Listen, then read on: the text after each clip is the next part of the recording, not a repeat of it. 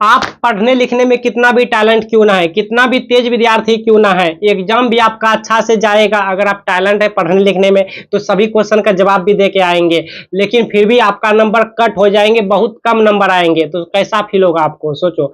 जी हाँ, ये बच्चे की कॉपी से सीखिए। देखिए इनका 100 में मात्र 28 नंबर आया है, जबकि ये पढ़ने लिखने में काफी तेज है, टैलेंट है, सभी क्वेश्चन का जवाब दिया है, सभी क्वेश्चन को अटेम्प्ट किया है, जितना क्वेश्चन में पूछा गया था उतना जवाब दिया है, सही सही आंसर भी लिखा है, फिर भी इसका 100 में 28 नंबर मिला। कहाँ कट हो गया नंबर, तो इस वीडियो में आपको हम बताएंगे। देखिए आपको कॉपी लिखने का सही ढंग होनी चाहिए, सही तरीका होनी चाहिए, कॉपी में आंसर कैसे लिखेंगे, आंसर शीट में अपना आंसर कैसे प्रेजेंट करेंगे, वो आप पर डिपेंड होता है। देखिए एग्जाम तो लाखों बच्चे देते हैं, लाखों बच्चे एग्जाम में कॉपियां लिख के आते हैं कि नहीं, और लाखों बच्चे की रिजल्ट भी आते हैं। तो उन्हीं जब रिजल्ट आते हैं तो आप देखते होंगे कि कुछ बच्चे वहां पे फेल कर जाते हैं, कुछ बच्चे पास कर जाते हैं, कुछ बच्चे अच्छे नंबर से पास कर जाते हैं, टॉप कर जाते हैं, लेकिन सभी विद्यार्थी टॉप नहीं करते हैं। याद रखिए, लाखों बच्चे में से लाखों बच्चे टॉप नहीं करते हैं, टॉपर नहीं बनते हैं, कुछ ही विद्यार्थी, मात्र कुछ ही विद्यार्थी टॉप बनते हैं, ज्यादा विद्यार्थी तो फेल हो जाता है। समझ रहे हैं क्यों? क्योंकि सभी बच्चे का जो कॉपी लिखने का तरीका होता है, अपना आंसर जो प्रेजेंट करने का तरीका होता है, शैली होता है, क्वालिटी जो होता है, वो सबका अलग अलग होता है। समझ रहे हैं? तो इस वीडियो में आपको हम बताएंगे कि ये बच्चे में आखिर क्या कमी रहा, इस बच्चे ने 100 में 28 नंबर क्यों मिला, इसका नंबर कहाँ गुम हो गया, कहाँ कट हो गया। ये तो अपना दोस्त नहीं लेगा भाई, और क्यों ले, क्योंकि ये सभी क्वेश्चन का जवाब दे के आया है। ये तो बोलेगा कि मेरा एग्जाम अच्छा गया, रिजल्ट भी अच्छा आएगा, लेकिन इसका फिर भी नंबर कट हो गया। क्यों? सभी क्वेश्चन का जवाब दिया है, सही सही लिखा है, फिर भी नंबर कट हुआ है। तो ऐसा आपके साथ भी हो सकता है। इस वीडियो से हम प्रेरणा आपको देना चाहते हैं कि देखिए आप तेज विद्यार्थी रहते हुए भी आपका नंबर कट हो सकता है, आपका कम नंबर आ सकता है, अगर आप इस बच्चे की तरह मिस्टेक करेंगे, गलती करेंगे तो। इसको कॉपी लिखने का सही ढंग नहीं पता है, समझ रहे हैं? हो सकता है आपको भी एग्जाम में कॉपी कैसे लिखेंगे, कॉपी में क्वेश्चन का आंसर कैसे लिखेंगे, आपको भी नहीं पता हो, इसके जैसा नंबर कट हो जाएंगे। आप तो सोचते होंगे हम तो बहुत पढ़ने लिखने में तेज हैं, अच्छा खासा नंबर लाएंगे, समझ रहे हैं, लेकिन नहीं ला पाएंगे। तो इस वीडियो से सीख लीजिए, समझे ना। देखिए इस वीडियो से हम आपको बहुत चीज सिखा देते हैं।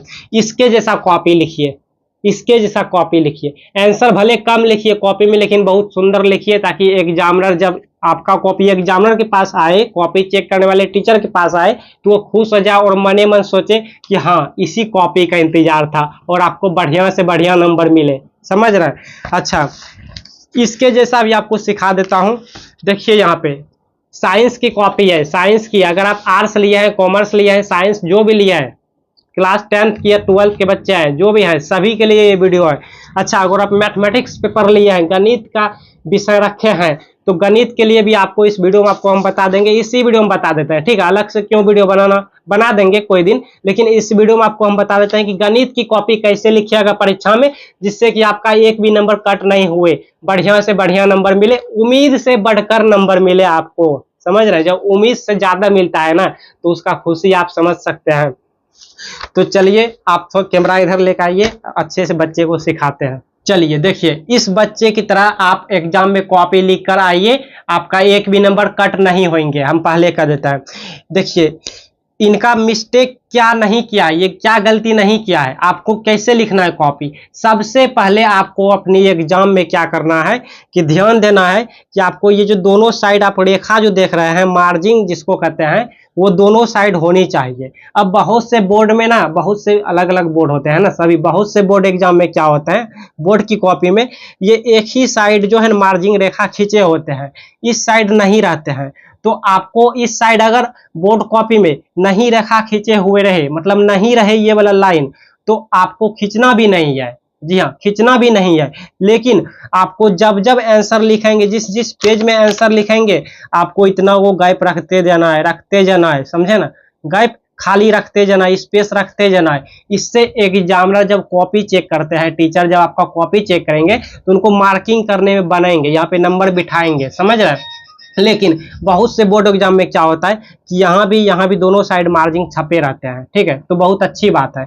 तो अगर मार्जिन इस साइड भी खींचे रहे और इस साइड भी रेखा खींचे रहे तो आपको आंसर इस साइड नहीं जाना है और ना ही इस साइड बढ़ना है, मतलब इस रेखा के पार नहीं होना है। आंसर आपका उत्तर जो होगा इस साइड नहीं होनी चाहिए। आप पैराग्राफ चेंज कर लीजिए वो अच्छी बात है, लेकिन इस साइड नहीं होनी चाहिए, ठीक है। अच्छा, दूसरी बात क्या है कि आप जब आंसर की शुरुआत जब करेंगे, मतलब क्वेश्चन आंसर जब देना शुरुआत करेंगे तो उससे पहले आप ना यहाँ पर आपका यहाँ पे जो भी सेक्शन रहेंगे या क्वेश्चन नंबर रहेंगे उसको लिखेंगे। जैसे क्वेश्चन पेपर में रहेंगे खंड अ या खंड ब, तो यहाँ पे लिखेंगे, तब इसको लिखेंगे प्रश्न संख्या 2 का उत्तर, ठीक है। तो ये क्वेश्चन के आंसर में खंड अ ब नहीं था, डायरेक्ट क्वेश्चन नंबर था, क्वेश्चन नंबर 1 2 3 4। तो ये 1 का जवाब नहीं दिया है, कोई बात नहीं, 1 का आंसर नहीं जानता होगा, ठीक है। क्वेश्चन नंबर 1 का, प्रश्न संख्या 1 का जवाब नहीं दिया है क्योंकि नहीं जानता होगा, सिंपल सी बात है। और मैं भी आपको कहता हूं कि प्रश्न पेपर में जो क्वेश्चन का आंसर, जो प्रश्न का आंसर आप जानते रहेंगे पहले उन्हीं का जवाब देंगे। इस बच्चे की तरह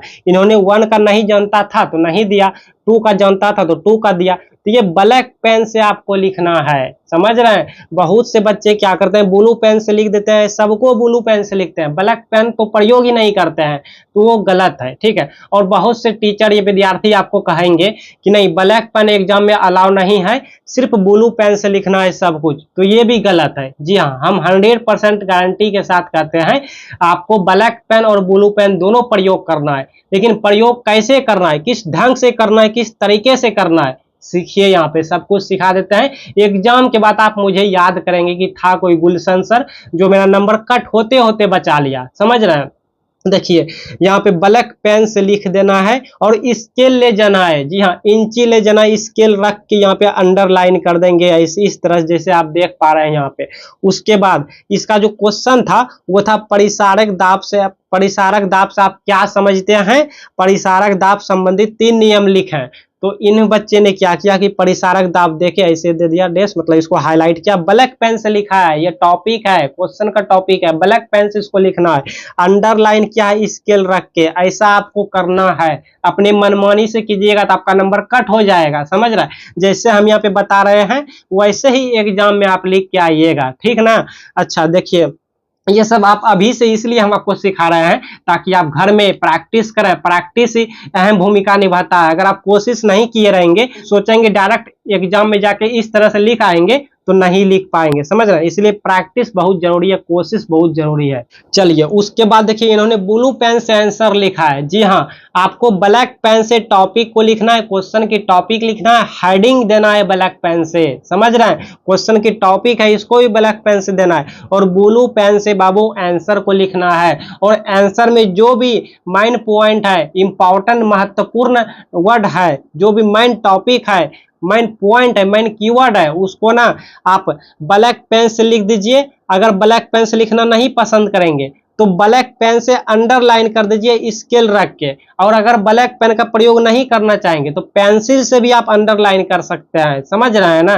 जैसे कि देखिए इस क्वेश्चन का मेन पॉइंट आपको जो भी लगे, जिस वर्ड को आप एग्जामिनर जी को दिखाना चाहते हैं कि सर देखिए इस वर्ड का मैंने यहाँ पे इस्तेमाल किया है, इस वर्ड, ताकि एग्जामिनर देखे ना ये मेन पॉइंट, तो इस पर नजर पड़ते वो समझ जाएंगे कि बच्चे ने पढ़ाई लिखाई किया है, बच्चे में टैलेंट है, समझ रहे हैं। देखिए एक बात आपको हम बता देते हैं जो अब तक कोई नहीं बताया होगा, कोई नहीं बताया होगा अब तक। एग्जामिनर जो होते हैं कॉपी चेक करने वाले टीचर, वो तो आपको देखे नहीं है, कभी जानते नहीं है, तो अपनी पहचान कैसे कराएंगे उनके सामने, कॉपी से ही कराएंगे ना। वो आपके कॉपी को देखेंगे, लिखने का शैली देखेंगे, लिखने की गुणवत्ता जो होता है आप में, समझ रहे, वो सब देख के पता कर लेंगे ये बच्चा तेज विद्यार्थी है, पढ़ने लिखने में मतलब काफी होनहार है, समझ रहे हैं, दमदार है, हाँ पढ़ाई लिखाई करके आया है। क्योंकि एग्जामिनर तो आपको नहीं जानते हैं, तो आपका पहचान आपके कॉपी से होंगे, समझ रहे हैं ना। इसलिए कॉपी में आप जितना एकदम दम दे सकते हैं, दमदार बना सकते हैं, जोरदार दे सकते हैं कॉपी को, तो यहाँ पे अद्रपारगम झिल्ली के द्वारा, ये मेन पॉइंट है, इसको ब्लैक पेन से लिख सकते हैं। अगर ब्लैक पेन से नहीं लिखेंगे, ये बच्चा ब्लैक पेन से नहीं लिखा है, तो यहाँ ब्लैक पेन से अंडरलाइन किया है बच्चों, स्केल रख के, ठीक है। और देखिए फिर यहाँ पे लिखा आरोपित करना पड़ता है, उससे ही परिसारक दाब कहते हैं। मतलब इसका आंसर दिया था तो यहाँ पे देखिए परिसारक दाब कहते हैं। वीडियो लंबी होंगे, होने दीजिए, पहले कर देते हैं, लेकिन सीखिए, सीखना बहुत जरूरी है बाबू, ठीक है। 10 मिनट 20 मिनट ऐसो भी आप खेल कूद के गेम वूम देख के मोबाइल में फेसबुक इंस्टा चला के बर्बाद करते होंगे, लेकिन ये वीडियो पर अगर आप 10-20 मिनट दे देते हैं ना टाइम, तो फिर आप समझ रहे एग्जाम के बाद याद करेंगे कि अच्छा हुआ मैंने गुलशन सर की वीडियो देख लिया था। उसके बाद देखिए इन्होंने, और हाँ देखिए यहाँ पे फिर इसका तो हो गया, इसका कंप्लीट हो गया। फिर परिसारक, इसी क्वेश्चन में था कि परिसारक दाब संबंधित 3 नियम है, परिसारक दाब संबंधित ये संबंधी 3 नियम है। तो इसको ब्लैक पेन से लिखना है, क्योंकि ये हेडिंग है, मतलब क्वेश्चन का टॉपिक है, ब्लैक पेन से लिखें।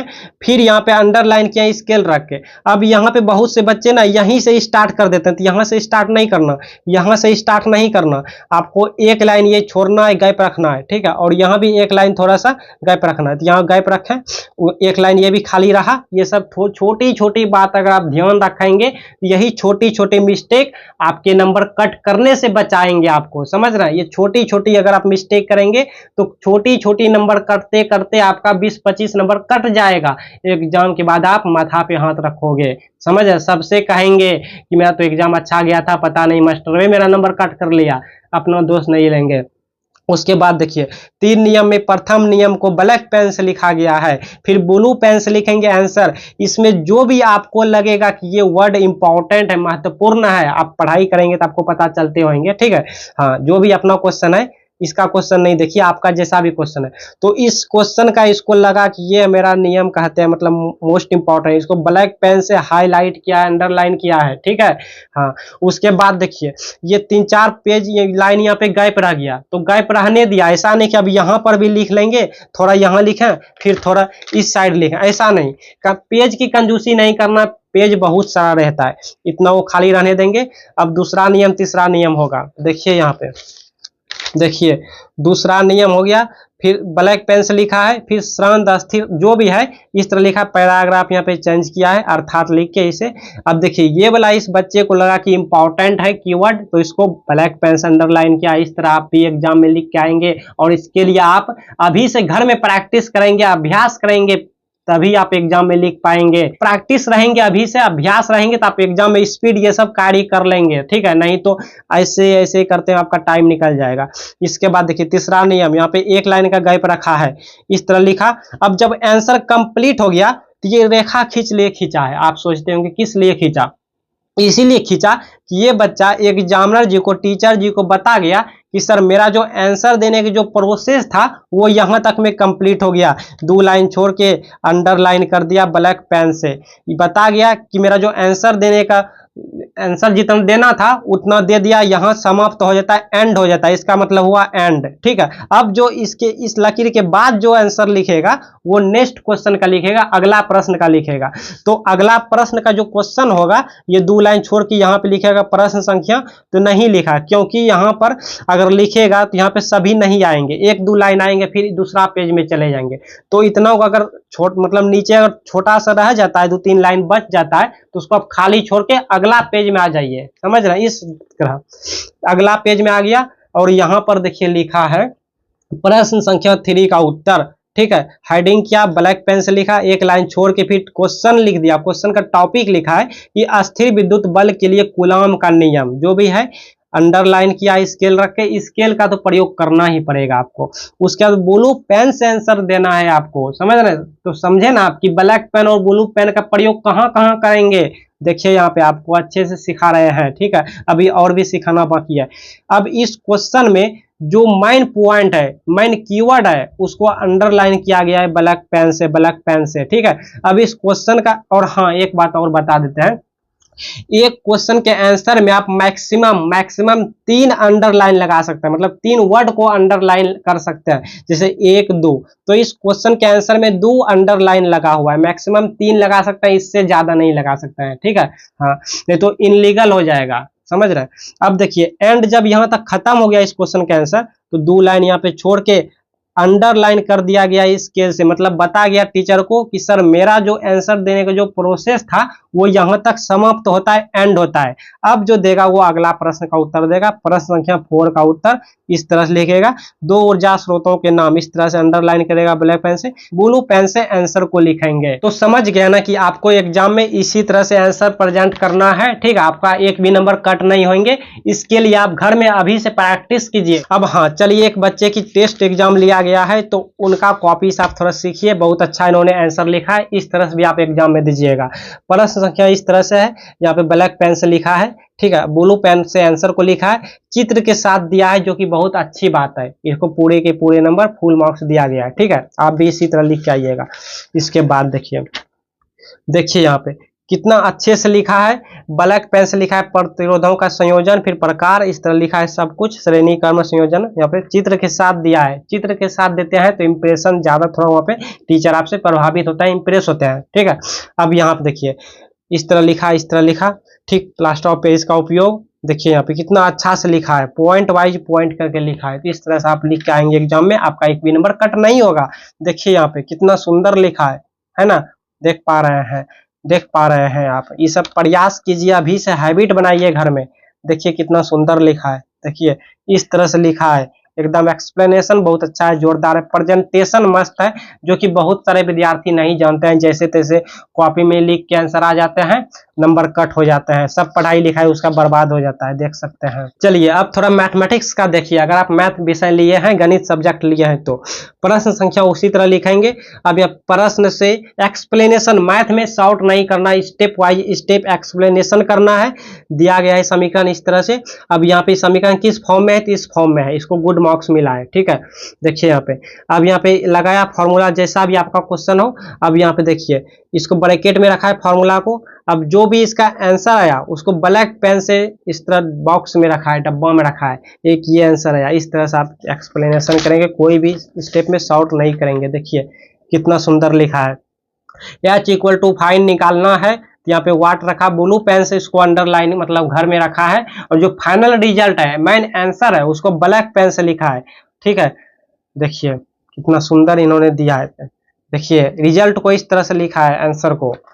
और यहाँ पे देखिए देयरफॉर सब देते गया है, ये सब जो भी फॉर्मूला भी लिखा है, सब एकदम कमी नहीं किया है कहीं पे।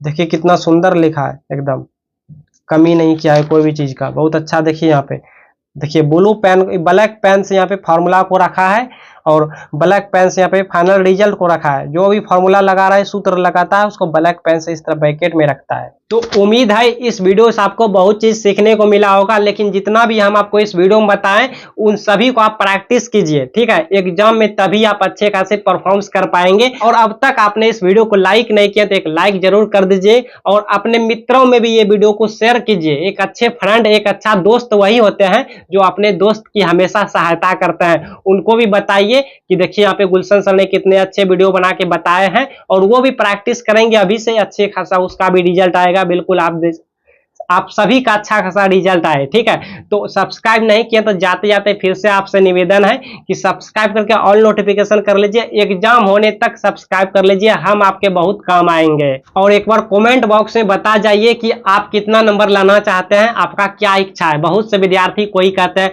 सर मुझे 250 नंबर लाना है, 300 नंबर लाना है, 400 नंबर लाना है, 450 नंबर लाना है मुझे। तो आपका क्या इच्छा है, आप भी कमेंट में लिखिए। दिल की बातें, अपने मन की बातें मुझसे शेयर कीजिए।